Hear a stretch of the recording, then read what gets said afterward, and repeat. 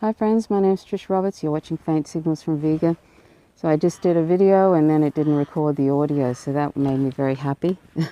So I wanted to share with you a sort of a disgusting revelation. I didn't realize that the Australian Labor Party has endorsed Juan Guaido, the Venezuelan, the self-appointed, unelected president of Venezuela. I mean, you couldn't make this up. You know, this is sort of like otherization to the extreme. So Senator Penny Wong, who should be ashamed, she's in the Australian Labor Party, and the Australian Labor Party, by the way, doesn't seem to be able to resist any imperialist efforts by the US. We're just a colony of the US. And Penny Wong has gone along with this, and so has the Australian Labor Party. Even though President Maduro was elected in a transparent election which was overseen by the Carter Institute, and they said it was one of the best elections they had ever witnessed. But somehow, and I wonder why, maybe it's oil, because Venezuela has the largest oil reserves in the world that are documented. Would it have anything to do with oil, that the US empire wants to invade Venezuela? They've never invaded a country for oil before, have they? Oh, wait a minute. 2003, wasn't it? And this is the anniversary, by the way, of the march against the Iraq War, and that was a war on lies, weapons of mass destruction that didn't exist, and they knew it didn't exist. And so here we are helping the US, endorsing a Juan Guaido, who, by the way, apart from being self-appointed and unelected, and most Venezuelans didn't know who he was until a few weeks ago, he is part of the violent opposition that's literally been involved in the violence. And by the way, the opposition has been funded by the US empire, and I call it an empire because it has 1,000 bases worldwide, and it's going around overthrowing democratically elected governments left and right whenever they can. And it's been doing that particularly since 1946, 81. And this is one more.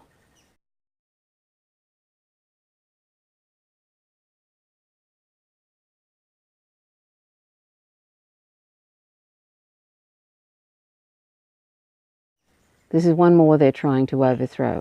A democratically elected government. Maduro won fair and square. The other elections have been also overseen since, well, as far as I know, since Hugo Chavez was brought in, was elected. They've been fair and transparent elections. But somehow, we've decided to go along, just like we are, a US colony, and we've gone along with Britain, which follows along with the US and does whatever it wants, and Germany, which follows along with the US and does pretty much whatever it wants, and France. How about we invade France? Because France has a lot of problems right now, doesn't it? The Gilets jaunes and are protesting against the social inequality, against neoliberalism. The French public do not like Macron. Right? So if it's okay that we pick a leader for Venezuela because there's a lot of social disharmony, etc., then we should be able to do that for France too, shouldn't we? I mean, France has got all sorts of problems. They don't want that, you know, and even though it's not parallel, it's not equal to what's going on in Venezuela, but I'm just pointing out the ridiculousness of this. How about we pick Juliette Binoche for president, or Catherine Deneuve? How about we pick people like that to be president of France because of all the social inequality that's happening there? How's that sound? No? Not okay? Why isn't it okay? Because they're a Western ally? But somehow it's okay to do this to Venezuela.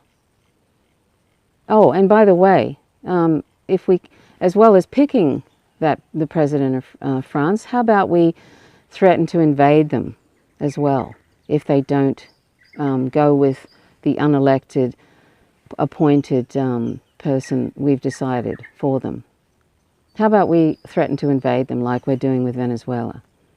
And by the way, Venezuela mostly is in this situation because of crippling US sanctions, sanctions which are intended to cause so much suffering to the people and make the economy scream like they like to do, that, you know, that's what they're trying to do, make it so awful for people that they want somebody different.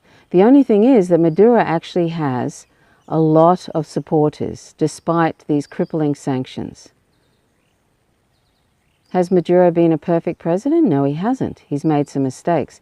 But he has the support of the people, and they do not want Juan Guaido, except maybe some rich Venezuelans who want to see everything privatized, and they want to, they know they'll benefit from a US intervention financially. But most of the people of Venezuela do not, and they've been coming out in their tens of thousands against this. Okay, so we're here in Simón Bolívar Square in Caracas, and people are lining up for blocks and blocks to sign a declaration against American imperialism, against American intervention, calling on the US not to intervene and to allow Venezuela to remain in peace. The lines are massive here, and the government is seeking to get 10 million signatures, and you can see just how long the lines are. They're stretching around the block. They're going all the way back here, all the way around this block, and they're filling up the square. And people have been coming all day and will be coming all afternoon to sign this declaration. Now back to the Australian Labor Party. This is the irony of this. The Australian Labor Party in 1975 was the Prime Minister, Gough Whitlam, and a Labor Prime Minister. The CIA admitted later that they helped get rid of the Australian Prime Minister at the time in 1975, Gough Whitlam. This is the Australian Labor Party is supporting an overthrowing of a democratically elected president of a sovereign country in a transparent election, just like the one that we have been put through when the CIA decided to help get rid of Gough Whitlam because they didn't like that he wasn't going to be their lackey, and he wasn't pro-war. And look at the nonsense we've had since then. We've had a neoliberal mess since then. Free healthcare is Medicare is gradually being undermined. We now have to pay for public education, which we didn't when Gough Whitlam was in. People could go to university for free and do degrees for free. And this is a sovereign economy where it's a currency issuer, so we can afford free, completely free Medicare, completely free healthcare. Healthcare is a right. We can afford completely free public education because we are monetarily sovereign. And P.S., federal taxes don't fund spending. If you don't understand what I'm saying, then you've been given a whole lot of economically illiterate information by some politicians, by some economists even, and by the government. So look up MMT, look up Stephanie Kelton to find out more. She's visited Australia. Recently, she's actually going to be at the South Australian University, but she's visited Australia recently and spoke for getup.org about this issue, about the dangerous economic myths that we've been fed. That somehow that the government is the same as a household budget. It's not. So I invite you to look that up. That's as a sidetrack, by the way. And this is Alia. She likes to come visit me when I'm doing videos. She has a little bird be safe collar on her. I probably said a lot more in the video that didn't record the audio. That happens sometimes. But I wanted to just express my extreme disgust for the Australian Labor Party and the Greens, the Australian Greens, because as far as I can tell, they haven't said anything. I don't know if they've endorsed Juan Guaido, but they haven't said anything, which means that they're afraid to say anything. You know, these people are not leaders. These people are not leaders. If we're just, I marched in that war, I marched against that war, the Iraq War in 2003. There was thousands of people marched in Sydney. That's where I was living at the time. And it went ahead because we are just a colony of the US. That went ahead, that war, on lies, and this is another lie. All these interventions, they do it on lies and pretend it's for humanitarian reasons. Look at any country that the US has said they're helping for quote-unquote humanitarian reasons, and look at the mess they're in. Look at what's happening in Yemen. They're actually backing a genocide in Yemen. The Saudis have been committing a genocide for the last 3 years. Has any Australian politician said anything about that? As far as I know, there might have been somebody, but I haven't seen it. This is the sort of so-called leaders we have in this country. They can't even speak out against a genocide. There's been tens of thousands of children have died in Yemen because of the Saudis bombing hospitals and infrastructure and trying to destroy that country because they don't like that it's democratic. They also want some resources there, and the US is helping them.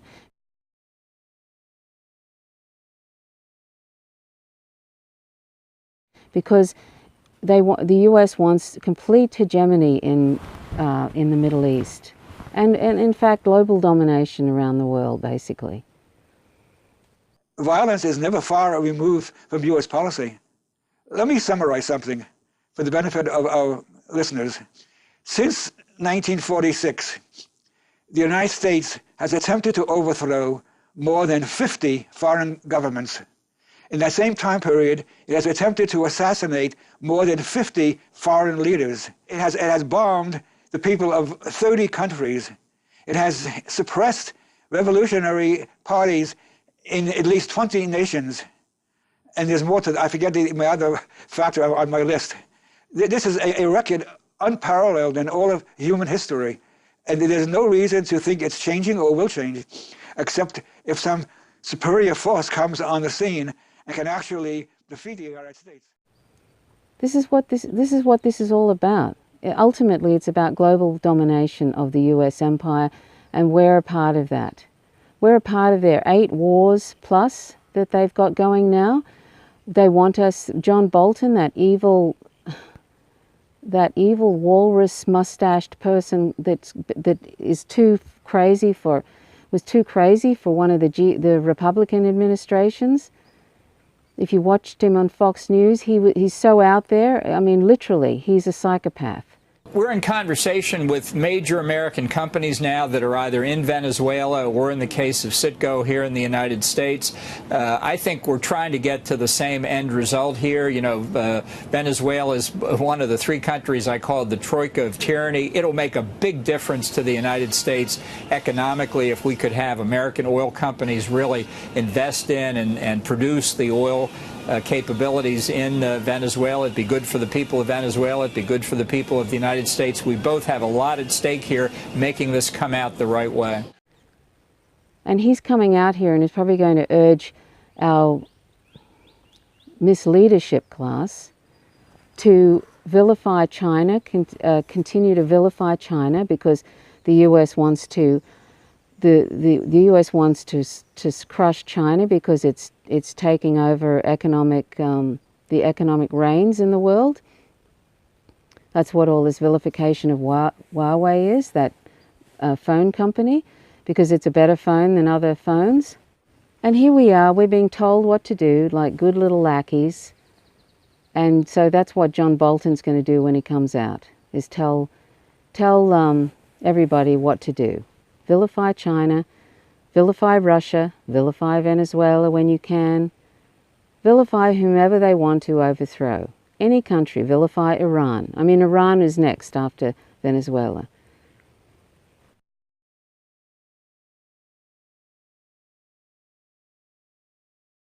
Any country that has not submitted to US empire is in their crosshairs.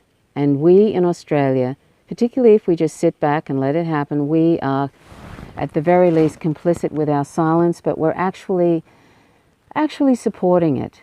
We're supporting the overthrowing of a democratically elected president in Venezuela right now.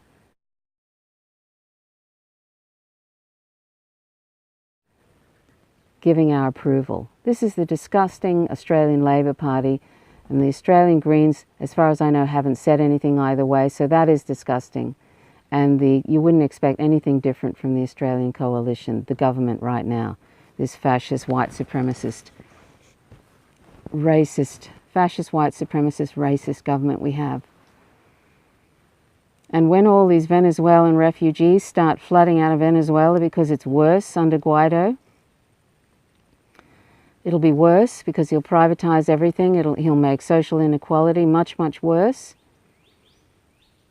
And he's somewhat of a dictator. He's actually was involved in the violence of in the opposition, the guerimbas that were setting people on fire. He was involved in that violence, literally.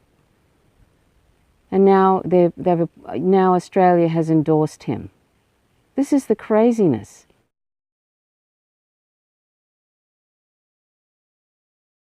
Mr. Adams, in 1991, you pleaded guilty to 2 counts of withholding information from Congress regarding your involvement in the Iran-Contra affair, for which you were later pardoned by President George H.W. Bush. I fail to understand why members of this committee or the American people should find any testimony that you give today to be truthful. If I could respond to that. It wasn't a question. That was not a question. That was I reserve the right to my time. It is not right. That was not a question. Committee can attack on February 8th, who is not permitted to reply. That was not a question. Thank you for your participation.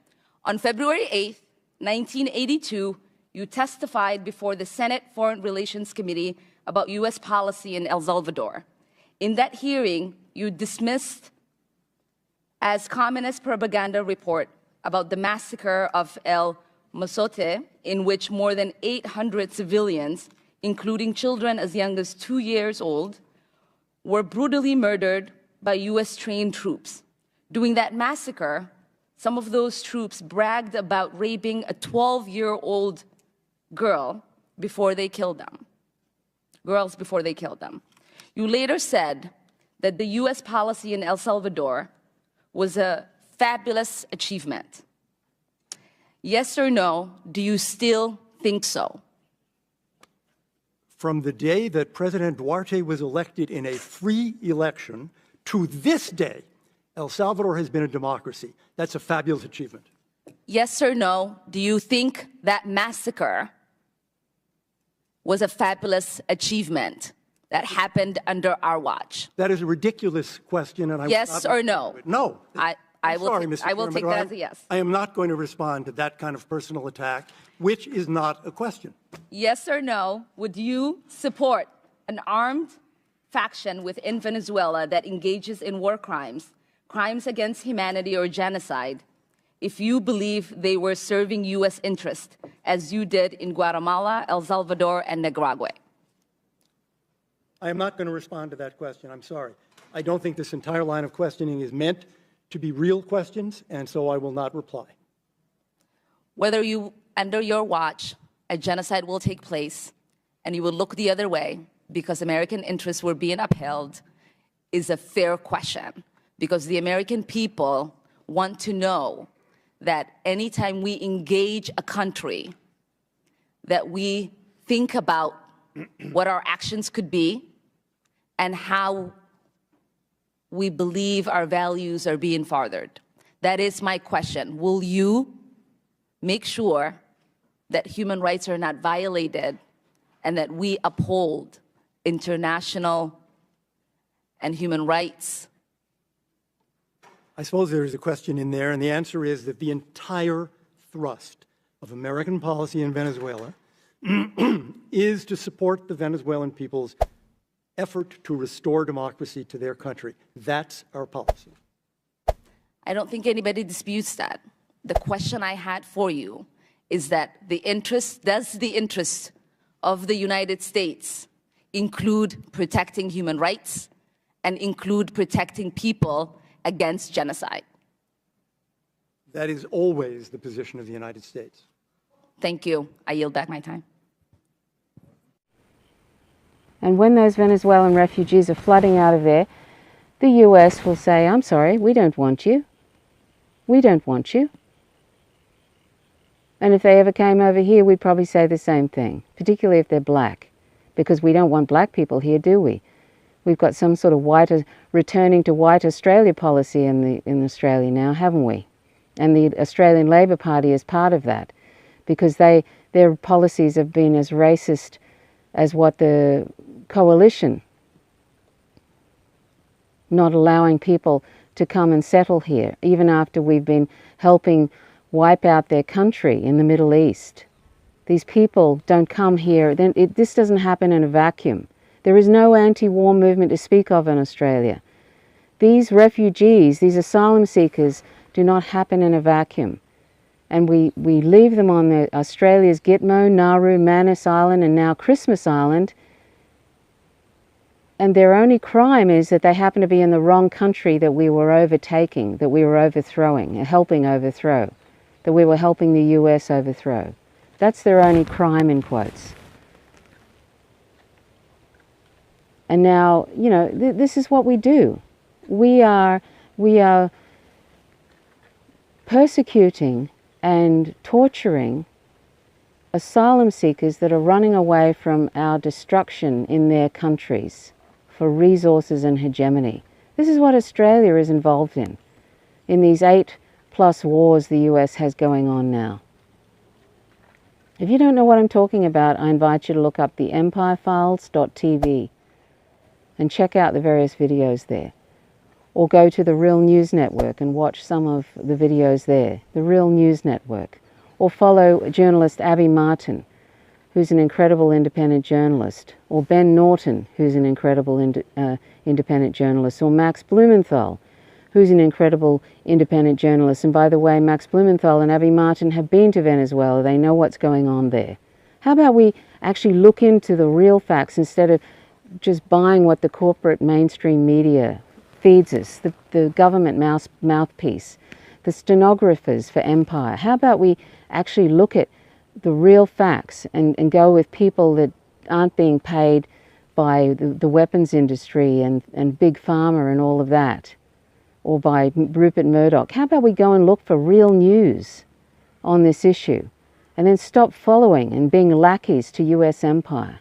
US empire is leading us towards a nuclear Armageddon with Russia and China. The only person that seems to be against that at the moment is Tulsi Gabbard. She's actually brought in some bill so the US won't leave the INF treaty. They're insane in the US, the government there in Washington. They're insane, they're power mad, and they want global domination by any means necessary. And we in Australia are assisting them, just like right now with what we're doing with Venezuela, and right now with vilifying China, or vilifying Russia, or vilifying Iran. We are helping them. We are responsible for terrible, terrible violence and killing of women and children.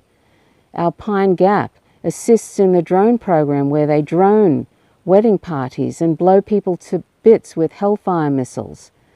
And funeral processions, blowing people to bits in funeral processions. And mostly, civilians are killed in these drone things that it's for so-called terrorists, to find terrorists.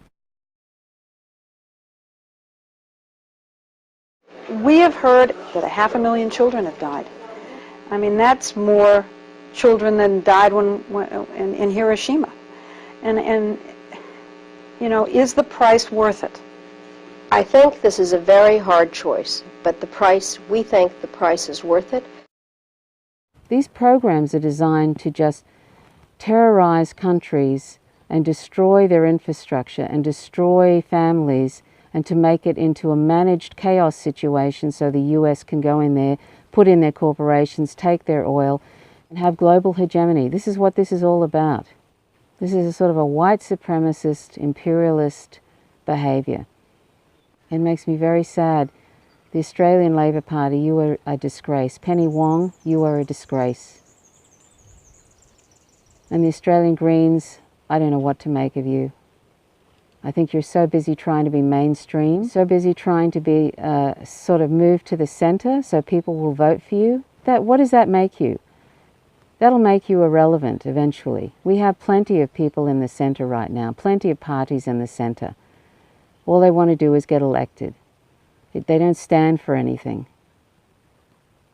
Bill Shorten is so busy talking about football and sports events when there are people homeless everywhere and we have a monetarily sovereign government that could actually fix homelessness just like that, could make healthcare free just like that, could totally revolutionize the whole, could make what they talk about in the United States, a Green New Deal, could green everything just like that, because we're monetarily sovereign and the only constraints are resources. Anyway, I was going to read Penny Wong's letter of why they, but I won't be bothered, of why they've decided to do that. It's all nonsense. It's all BS. Anybody who knows anything about Venezuela and about their elections knows it's BS. And if any Latin American country supports this Juan Guaido, there's a number of them now that are in the pockets of the United States because they've been meddled with too, like Colombia. I think there's Honduras. They've meddled in so many countries now. It's just, you know, I mean, where haven't they? It's almost like that. I'm going to show you a meme now of how many countries they have attempted to overthrow or successfully overthrown. And think about that when you think about Venezuela and all those countries, including Libya, who now has slavery in the country. They messed with that country, destroyed it, and now they have slavery there. This is the sort of thing that happens when the US gets involved in quote-unquote humanitarian interventions.